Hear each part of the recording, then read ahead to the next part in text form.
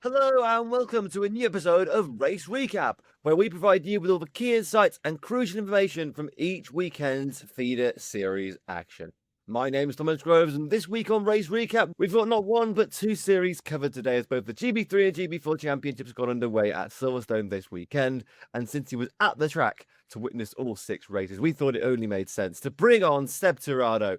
Welcome back to the podcast, Seb. And thank you for having me again. It was a long weekend. It was a fun weekend though, so I'm happy to be here. How was it as a spectator? Of course, as British GT on that weekend as the headline act, but the GB3 and GB4 races, I had to watch them from my sofa, but I'm sure they were pretty cool to experience up close and personal. They were pretty fun. It was my first time at Silverstone for a British GT event. I've been to other British GT events at Donington and Brands Hatch, but Silverstone was definitely the biggest one I went to. It even had parachutists coming in before the headline Silverstone 500. But watching GB3 and GB4 race there was hella fun. I was sat at Cops the whole weekend, and it was some great action. It was some great racing, and I'm excited to talk about it all. Awesome. Well, starting with GB3, then it's always going to be a championship to keep an eye on with the level of machinery and the level of drivers that it has, especially in its current kind of era. When you look back on the list of series winners since its inception in 2013, when it was known as the BRDC Formula 3 Championship, before it kind of changed hands and rebranded itself to GB3, you know, the actual list of winners the championship has, it has got quite a few notable figures. George Russell, Jake Hill, Jake Hughes, and then especially when you look at the existing pathway now between we have GB3 and GB4, so GB4 drivers can come up to GB3, and that's exactly what we've had with drivers like Alexandros Katoulas and Leon Wilson. How do you think that transition was handled by those drivers, and when it comes to with the idea of having that pathway, do you think it works as a pathway this weekend? I think it definitely did. So, like you said, Catullus and Wilson, they both finished in top 10 during the weekend, and I think they put in some pretty good performances driving for Arden and Elite. So I think it's a good foundation to head on to the rest of the season. They got Spa up next. It's a track they've not been to before.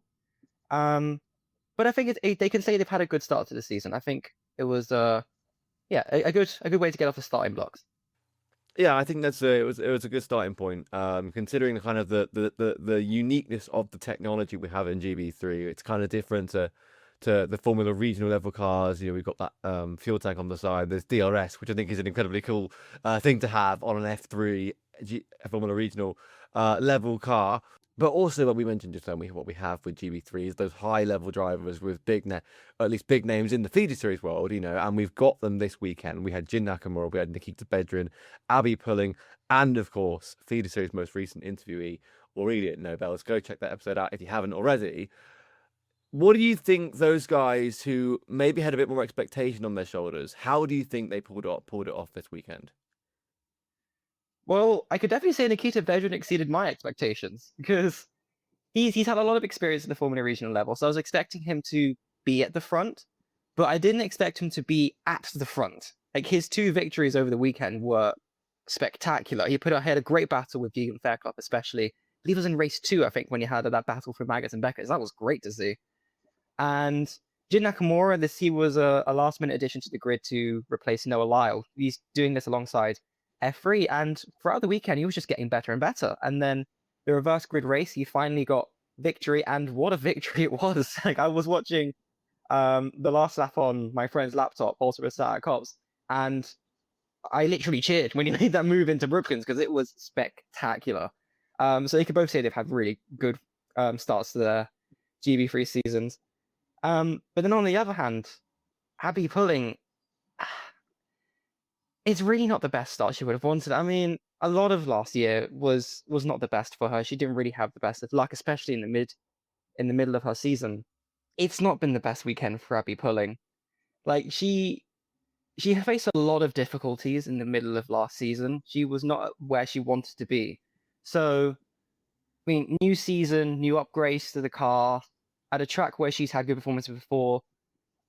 I would say probably a lot of people were expecting her to really get off the marks and put in some great performances, and she was on track to doing that, especially in race 2. She had a P3 on the cards, And yeah, just that contact with Gonzalez at the Vel chicane, it was really unfortunate. I mean, I know it was deemed a racing incident, and it's hard to pin the blame on either of them. But and then race one, she retired, and then race three, she probably would have wanted to be a bit more further up the field in the reverse grid. But yeah, we'll just have to see if her hopes and her luck improves in Spa, but not the best weekend for her. And then Aurelia Nobles, again, she was like mid pack, but she kept her nose clean. She made some good moves, so I think for her, she can also say it was a decent start to her debut GB3 campaign as well.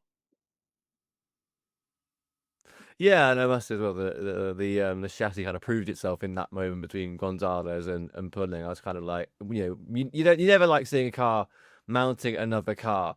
So no, that was good to see both drivers walked away from that. But in terms of perhaps more surprising moments or performances from that weekend, I think again seeing that kind of incident between Gonzalez and Pulling was a bit surprising for me.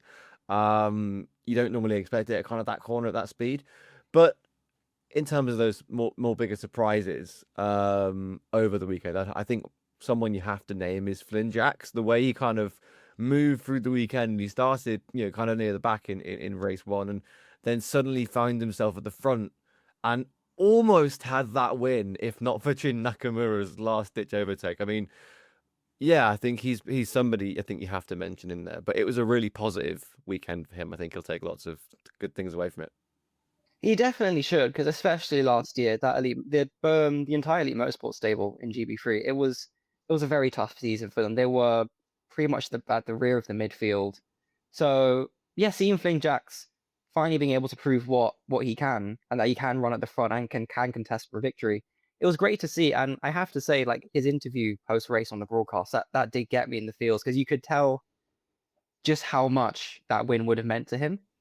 And I think if he can be at the front of any grid, really, whether that's reverse grid or actual qualifying again in the future, he's going to try 100% to get that win, because yeah, he knows he can do it, and as long as the cards line up for him, I think he can do it.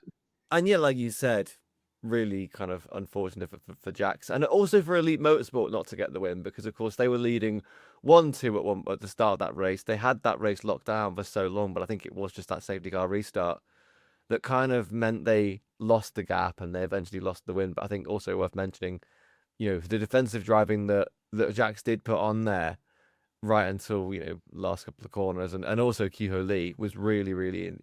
I think he almost there was a point I think going into like turn 5, turn 6, Lee almost took the lead on in a 2-for-1 overtake. So really good showing from Elite Motorsport. Even if they didn't get the win, it's still a double podium, for them. But moving on to GB4, and focusing on Elite Motorsport themselves, they've got the accolades, they've got the experience. What we saw, I think they're going to be feeling quite positive about this weekend. I think Fred Green especially, because this is a dream start to his first single seater season. He gets 2 wins right off the back. He's been in some incredible times in testing as well. Probably a big surprise to some people on how quickly he's been able to be a front runner. And yeah, I mean, it's not really too surprising, to be honest, from Elite Motorsport. They had a great season last year. They know what it takes to be a front running team, and they've got the lineup to do that. Del Grosso as well in it's race one. That start he had was amazing. And he ended up P2 in his very first race in GB4, which was a great result for him. It was very unlucky that he couldn't start race 2 on Sunday morning, but P5 race 3, I think he'd be very happy with that. And then Matan Achitov, he put in a great performance in the reverse grid on Sunday as well. Probably not the way he would have wanted to begin the weekend, but definitely the way he would have wanted to end the weekend. So heading into the next round, I think all 3 of them could head into, I believe it's Alton next. They can go into that very happy. Yeah, absolutely. I think the way Fred Green kind of consolidated those first 2 races, that was really, really strong from him. Especially Leo Del Grosso perhaps didn't have the best kind of race 2, race 3, but for race 1 he was up there and fighting with Fred Green. So no, I think they'll be taking a lot of positives away from that weekend. I mean, it was of course it's a strong field. We've got a strong field of teams, a strong field of drivers who are coming through from karting, from other series. Who else sort of caught your eye then from that grid we saw this weekend? I would say not even just from this weekend, but also from testing Luke Hilton, because ever since he started testing that ADM car pre-season, he has been on it. And then, of course, before he got disqualified from qualifying, he would have been on pole for race 1 and race 2. And the way he charged through the field right from the very back was very impressive to see. You could tell he has that determination, and he has that, I would say, talent to power through the field. So I think he's going to be a very interesting prospect to see in the future. And then, of course, the returning drivers like Thomas Ingram Hill, Alex O'Grady, Enzo Hallman. I think all 4 of them could possibly be title favorites for this season. It'll be exciting to see how that all unfolds. And on that point, then, championship contenders for GB3 and GB4. Who do you? I mean, we're only 3 races into the season, but do you have anyone you're thinking of putting into that conversation longer term? Well, pre-season GB3, I was saying definitely Deacon Fairclough, considering how his debut year went last year, finishing 3rd. But I think now that conversation could be Bedrin versus Fairclough, because if Bedrin can keep this momentum going, I think he could definitely take the fight to Fairclough there. And then in GB4, yeah, the 4 I just mentioned, and then along with Fred Green, maybe even Del Grosso, we could have a 6-way title battle in GB4 this year, which would be very, very fun to see. Yeah, I mean, 6-way title fight would be awesome. I also want to mention, actually, just on the GB4 front, Dayton Coulthard, son of David. Thought he had a great race in race 3 from that safety car restart where he managed to get 2nd place. I think it was Jason Smith as well, who also kind of got on the podium. And I think GB4 is going to be super, super competitive from what we've seen, especially in that race 3 where it was a bit of a mix up because of the safety car restart. But as for GB3, I think say pretty much Bedrin. I think it's going to be Bedrin and Fairclough for me. But I think I'd also like to throw in Maxime Rame there because quite kind of quietly he did score two 3rd place finishes, I think it was. So again, like maybe not the most headlining weekend because you had the battle of Bedrin and everybody else kind of up front, but I think he did a really solid weekend to get 2 podiums out of that.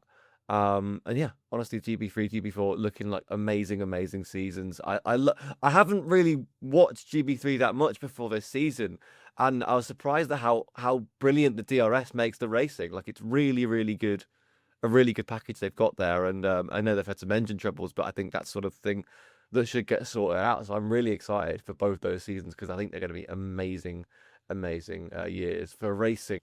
But of course, there's more than just the GB3 and GB4 action this weekend. There was indeed Formula Regional Europe beginning its season, one of the most high-profile feeder series in Europe at the Spielberg Ring in support of DTM. And here to tell you all the news that you need to know, it's our very own producer. It is Cliona. It was a chaotic opening weekend in the Formula Regional European Championship in Spielberg.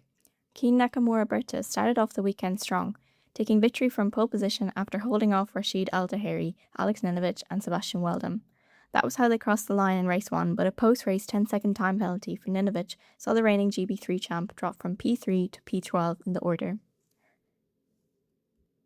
In a safety car-filled reverse grid race, Al-Tahiri charged through the field to take the maximum 10 championship points after Dion Gauda's 5-second penalty for a jump start dropped him down to 4th place. Reza Seaworthen and Reno Franco rounded out the podium following another post-race 10-second time penalty for Nenovich, who lost his 2nd podium of the day.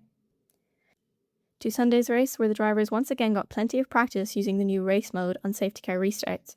It was an incident-filled race, none the more so for poleman Nakamura Berta, who eventually ended his day prematurely cutting a devastated figure at the side of the Red Bull Ring. But it was Franco who withstood the drama and came out on top with a weekend debut victory and CL Motorsport's first in the series. Nenovich finished 2nd on the road and got to keep the podium this time around, with Weldon completing the rostrum once again. All that means that after the FREC season opener, Franco leads the standings on 43 points, Al-Tahiri is just behind on 38 points, and Nakamura Berta rounds out the top 3 with 32 points. Round 2 of the championship is scheduled for just over 1 month from now, where the drivers will take on the iconic Zandvoort circuit. You won't want to miss it. So plenty of action across the weekend, but that is all from us here on Race Recap this week. Before we go, a reminder that you can follow us on our website at feederseries.net and our extensive social platform. And a huge thank you for Seb for joining today and for Cliona's voice note. Thank you to both of them for their contributions. If you have enjoyed this episode, please do not hesitate to leave a like, review, comment, or follow to stay up to date with all things Feeder Series. But for now, my name's Thomas Groves. You've been listening to Race Recap brought to you by Feeder Series, and make sure to join Katie on Thursday for another episode of Feeder Focus. We'll see you on Monday. Take care for now, and goodbye.